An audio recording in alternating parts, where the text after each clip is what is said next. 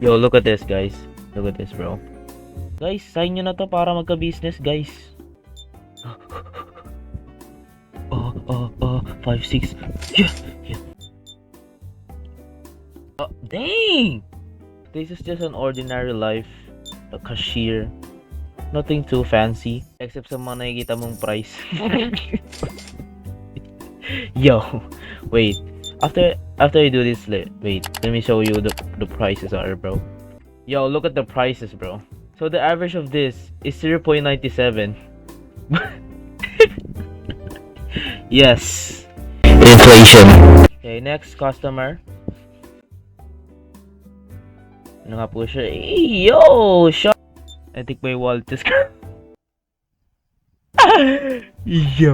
Yo, they shawty rocking the fit. Oh, you're twins. They're now doppelgangers. Di ko alam yun, guys. So, kanina pa ako naglalaro nito, guys. Naisip ako lang mag-record. Ewan ko. Kahit parang like in 6 weeks na due na yung entrance exam ko, nag-ano pa rin ako. Like, what the fuck? What am I doing, bro? It is currently 10 p.m. in the evening. Let's go restock.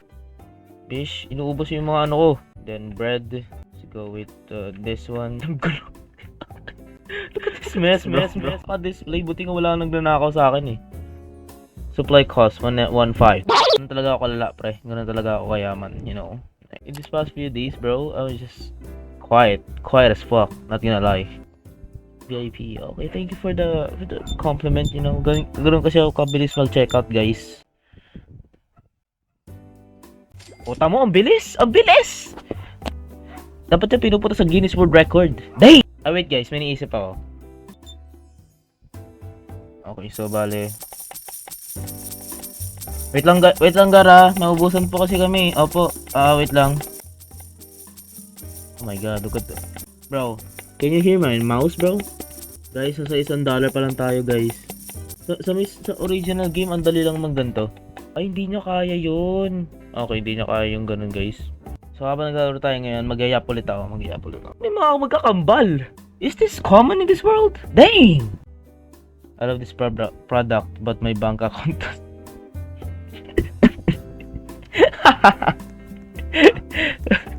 Yo!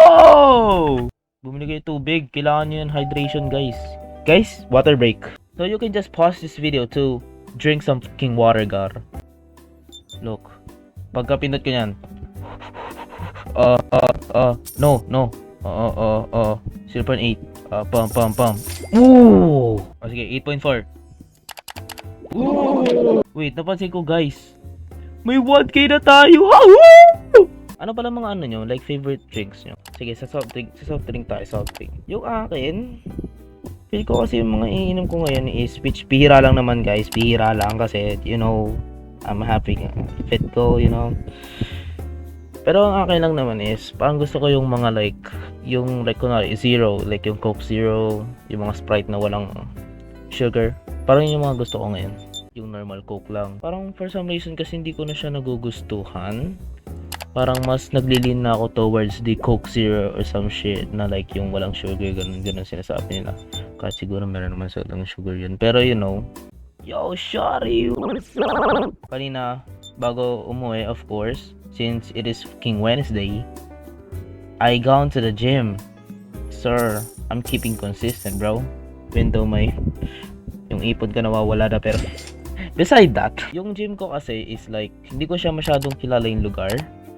So, ba mamaya pag jeep ko dumiretso ako ng ganun, 'di ba? Like lumayo ako sa destination ko, hindi ko napapansin, you know, kasi di ko lang mapalatanaan doon. So, sumabay ako sa isa kong friend na nagji-gym doon din. Pero ngayon hindi siya natuloy sa gym kasi may gagawin siya or wala pa siyang pera, ganun.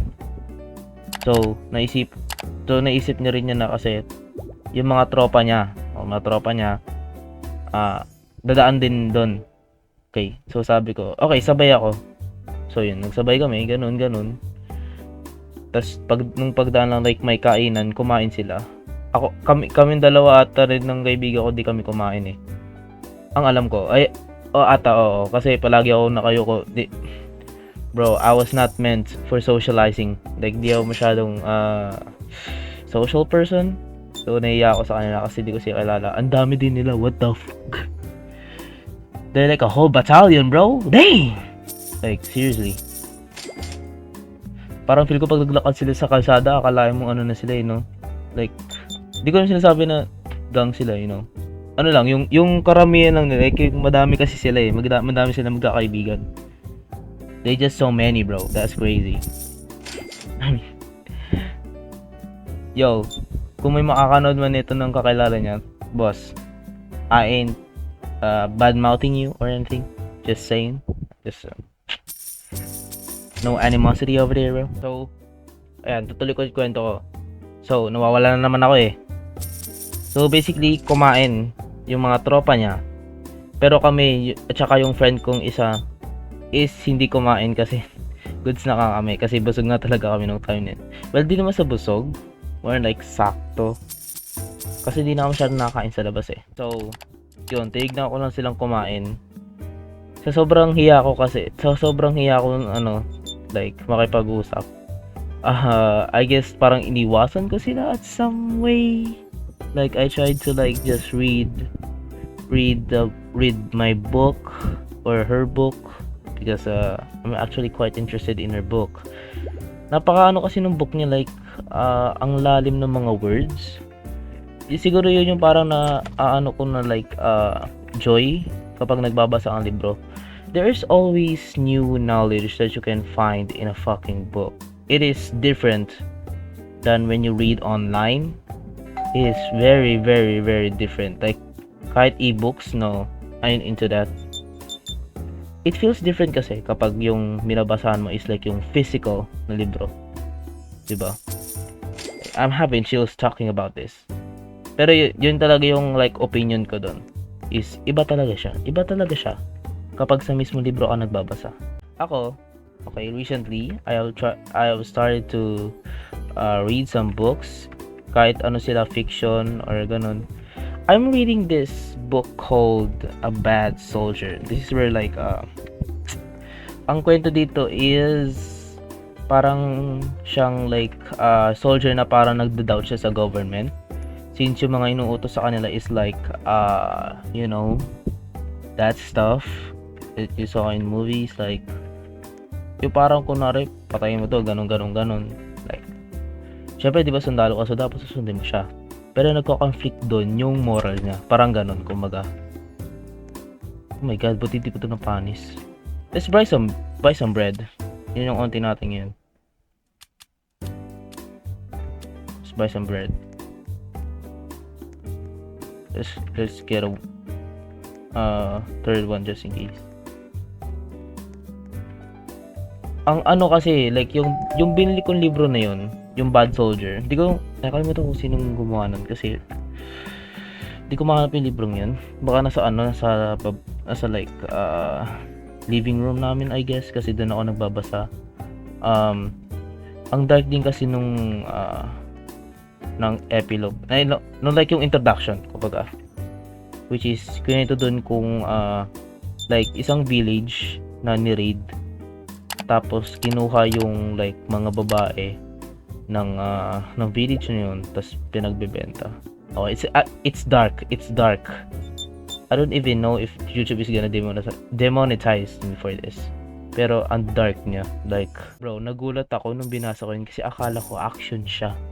Pero hindi. More on like real, hindi naman siya realistic. More on like parang dark siya. Pero hindi siya fantasy. Pero gusto ko rin makahanap ng ganung genre, like yung fantasy, ganun. Di ba meron ganun? O meron man ganun eh. Hindi yung mga like yung mga manhwa. Like yung mga libro talaga, libro. Though hindi ako masyadong big sa mga like Harry Potter or yung mga ganung fantasy, kumbaga. Fantasy ba yun? O magic? Parang magic siya. Parehas lang naman din eh. So yun lang naman ang aking opinion. Nag-share lang ako ng opinion ko, okay? Sa pag kinumpara mo ang ebook sa physical book, it is different. It is very, very, very different. Kasi ngayon parang gusto ko na rin ulit magbasa ng libro. Although kailangan ko talaga mag-aral for entrance exam. Hindi ako papasa, pero I'll try my best. Okay. try my best. And if I do not pass, then there's like a backup one where I'm gonna go there. No. Kasi yung first na in-applyan ko is ang course ko doon is like aeronautics maintenance, like aircraft maintenance, solves issues for the planes before they fly, like they fix stuff. Yeah, that's the one I'm getting. Well, there's this second choice where my course is like computer science.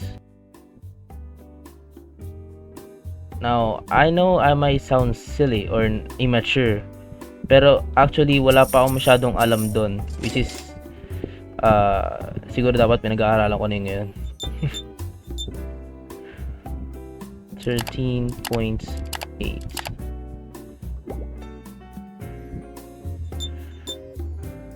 5.6. Kinarate ko din ng channel na to dati nang hindi ko iniisip kung anong gagawin ko. Kasi yung dati kong ginawa is like, wala, nagre-record lang for fun. Ganun. Pero ngayon, siguro I have a goal in mind. Like, I wanna speak English fluently.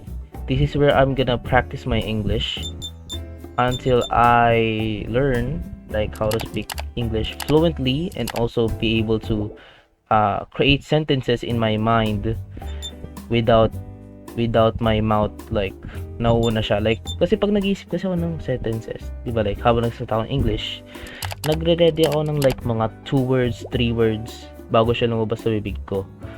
Ang nangyayari kasi dyan is parang mabilis ako magsalita. Like, gets nyo ba yun? So like, nauuna yung labi ko kaysa sa mind ko.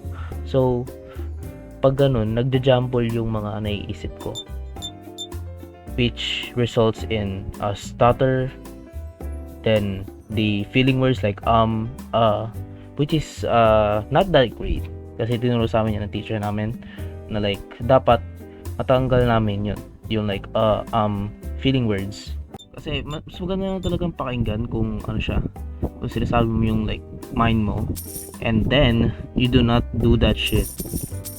It's also hard though. Like, dito nakakapag-English ako ng konti. Pero pag sa real life, for some reason, kapag biglang may kumausap sa akin na English na like foreigner, which is nangyari na talaga sa akin recently, for some reason hindi ako maka-create ng sentence. Okay naman ako sa like sa pag-write ng English, because I have experience in like pag nagsusulat ako ng story. So I have experiences in that, although I did not have any feedback. Parang pinapakita ko lang siya sa friends ko.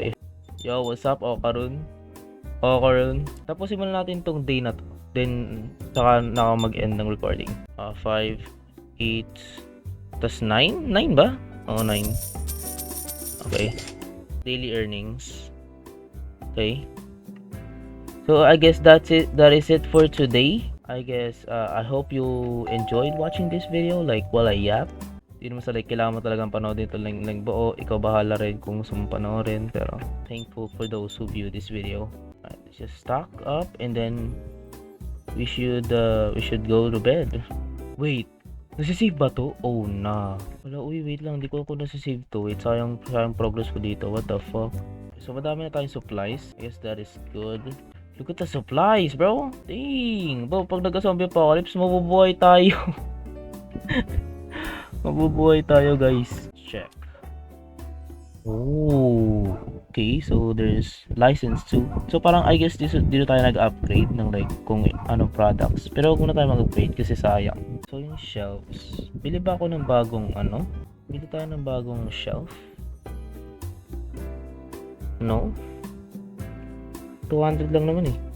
Sige, bili tayo isa. Then where should we place it? Yo. Oh? Di ba dito ka? Mag-restock tayo sa gulit.